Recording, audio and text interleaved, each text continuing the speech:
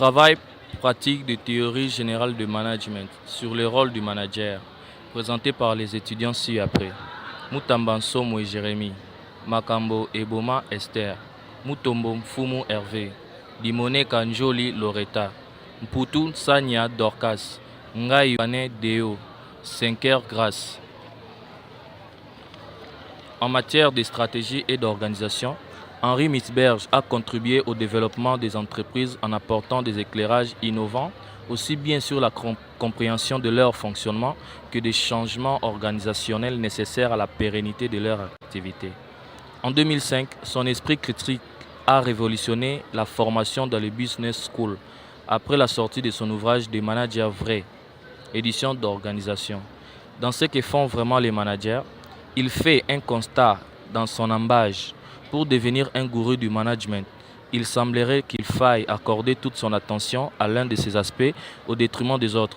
Ainsi, Fayol ne voyait dans le management qu'un exercice du contrôle.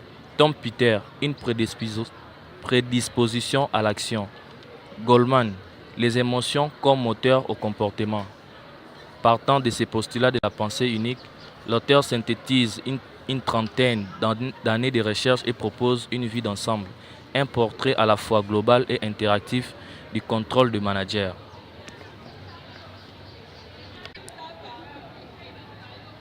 Pour connaître le rôle et activité du manager, le manager doit jouer sérieusement ses différents rôles. Dans ce cas, nous voyons les objectifs.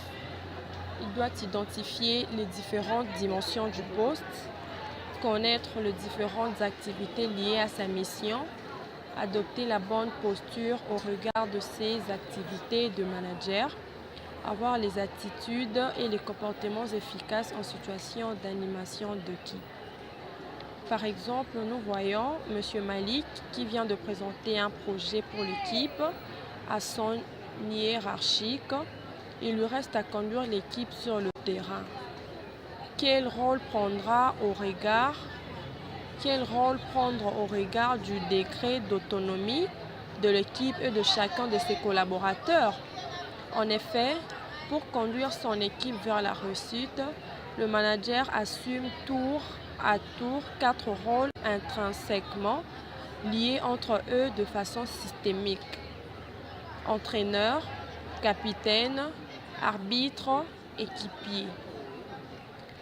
Le premier rôle du manager, le manager étant qu'entraîneur, c'est-à-dire il doit mener les hommes au succès, donner du sens aux entraînements afin que les hommes s'approprient et exécutent le système de jeu choisi. Posture et activité, les attitudes et comportements de l'entraîneur, donner du sens à l'action collective et individuelle. Incarner une direction, définir les objectifs collectifs et individuels, définir les priorités, valoriser le résultat et les efforts accomplis.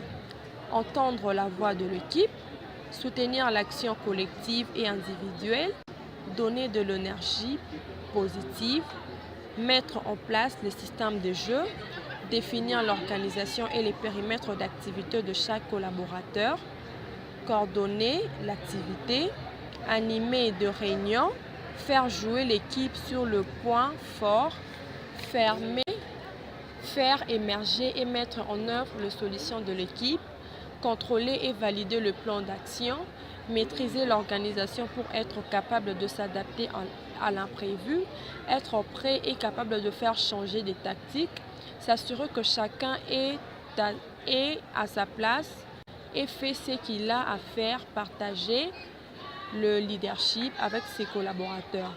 Être modélisable, l'exemplarité n'exclut pas le rare.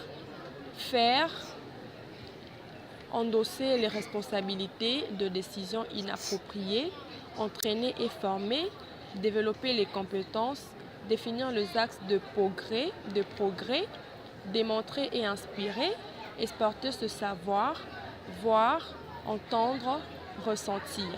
Transmettre ses savoir-faire, faire, savoir. Permettre et valoriser le développement de et l'amélioration de l'équipe évaluée. Établir la cartographie de forces et faiblesses de l'équipe et de chacun des collaborateurs. Comme deuxième rôle, le manager est un capitaine. Son rôle est de protéger l'équipe. Tout en exerçant son rôle d'entraîneur, le manager exerce un deuxième rôle, celui de capitaine, qui a pour vocation de protéger l'équipe. Ce rôle consiste à veiller que sur les terrains de jeu, le nous domine à travers un certain nombre de valeurs telles que respect, solidarité.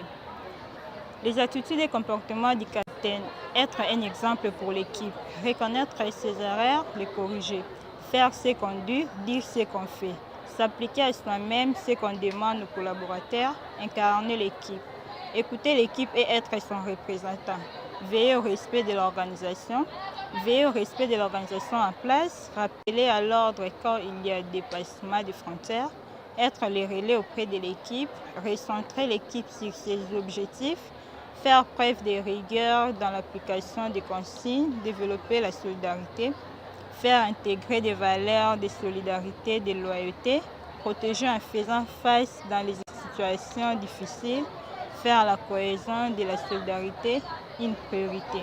S'assurer que tout le monde vit dans et avec l'équipe, aider les équipiers en difficulté. Comme troisième rôle, nous avons le manager comme arbitre. Son rôle est de veiller au cadre et à l'esprit du jeu.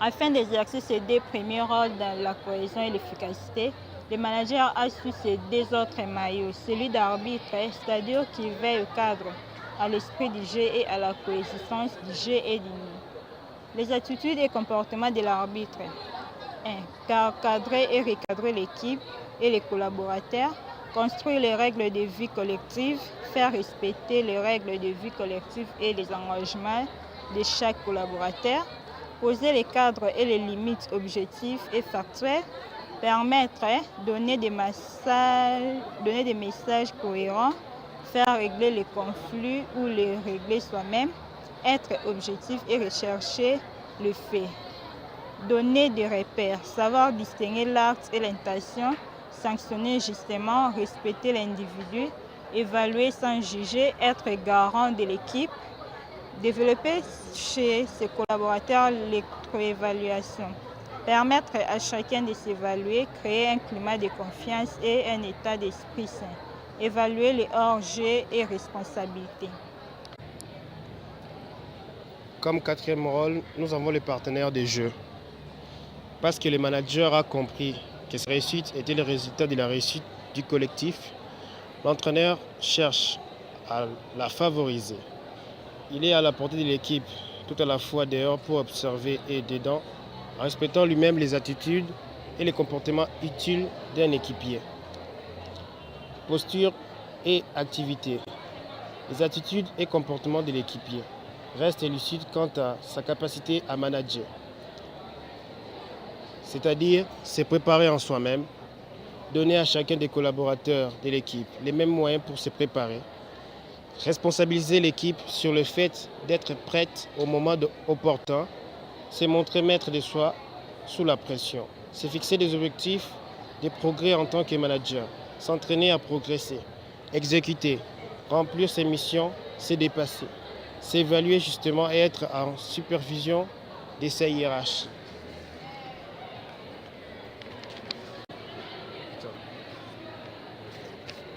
Développer la confiance en l'équipe et en soi-même, entretenir la confiance en soi et l'estime de soi, être ouvert aux suggestions de l'équipe, accepter de laisser à l'équipe son espace de jeu, aider à gérer les doutes, gérer la suractivité ou la sous-effectif, montrer à tous comment se dépasser pour compenser les absences. Les questions que doit se poser un manager: quels sont mes comportements d'entraîneur? Que fais-je en tant que capitaine? Fais-je respecter les règles chaque fois qu'elles sont transgressées? Suis-je un bon partenaire de l'équipe? Est-ce que je sais montrer l'exemple?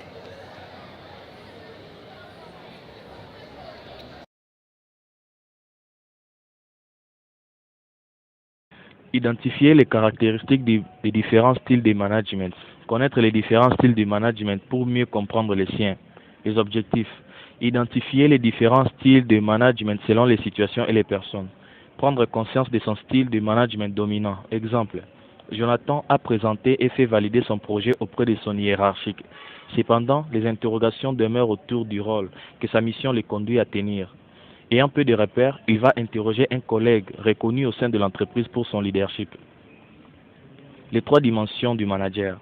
3 dimensions à posséder, travailler et entretenir. Nous avons la tête, qui signifie l'ouverture, l'analyse, l'introspection. 2. Le cœur, la souplesse, la flexibilité, la capacité d'adaptation et l'empathie. 3. Le corps, qui signifie les regards, gestuelle et posture juste, calme, forme physique élevée, afin d'obtenir la meilleure performance au regard des traits, des personnalités et des capacités de chacun. Pour conclure, le manager doit agir efficacement. Un manager doit posséder cette flexibilité comportementale qui lui permet de passer d'un style d'animation à l'autre selon les circonstances et les degrés d'autonomie du collaborateur.